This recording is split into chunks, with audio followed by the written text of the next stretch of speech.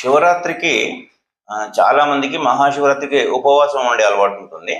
So, ఆ శివరాత్రికి ఉపవాసము ఎలా ఉండాలి అని చెప్పేసి గనుక ఆ నియమాలేంటి గనుక అడిగినట్లయితే, ఉదయం మనము శివరాత్రి రోజు ఉదయం నుండి కూడా సాయంత్రం వరకు ఉపవాసం ఉండాల్సి వస్తుంది. అయితే వారి వారి ఆరోగ్య పరిస్థితి సహకరించిన మేరకు మాత్రమే చేయండి. దేవుడు ఎప్పుడు షాడిస్ట్ కాదు. మీరు పోయిన సంవత్సరం చేసినాం కదా, ఈసారి చేయకపోతే ఎట్లా అన్నదైతే లేదు.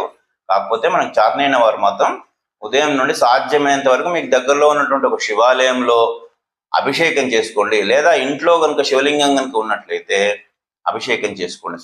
మీ స్నానం ముగించుకున్న తర్వాత అభిషేకం చేసుకున్నట్లయితే చాలా మంచిది.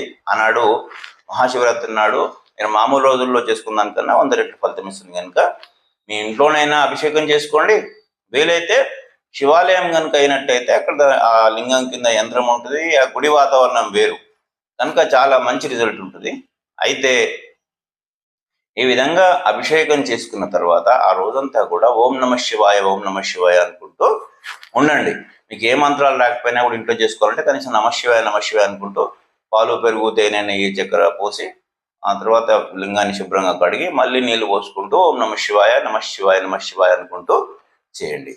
అయితే ఈ విధంగా సాయంత్రం వరకు ఉన్న తర్వాత సాయంత్రము అంటే నక్షత్ర దర్శనం చేసిన తర్వాత భోజనము చేస్తే చేయొచ్చు, లేదా పలహారం చేస్తున్నా కూడా వారి వారి అభిష్టం మేరకు ఎప్పుడు ఎలా చేస్తున్నా ఆ విధంగా చేయాలి.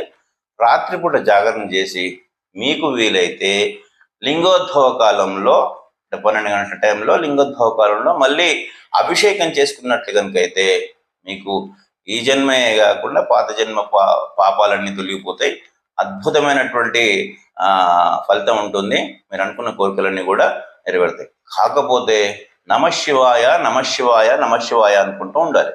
ఉపవాసము అంటే భోజనం చేయకుండా ఉండకపోవడమే కాదు, దేవునికి దగ్గరగా ఉండడం అంటే ఎప్పుడు మనం దైవనామ స్మరణ ఆ రోజంతా కూడా చేయడం కూడా చాలా అవసరం. మనకు చేత కాకపోయినా మనం ఒకవేళ అంటే మనము ఈ ఉపవాసం ఉండలేకపోయినా కూడా పర్వాలేదు, దేవుడు ఎప్పుడు సాడిస్ట్ కాదు.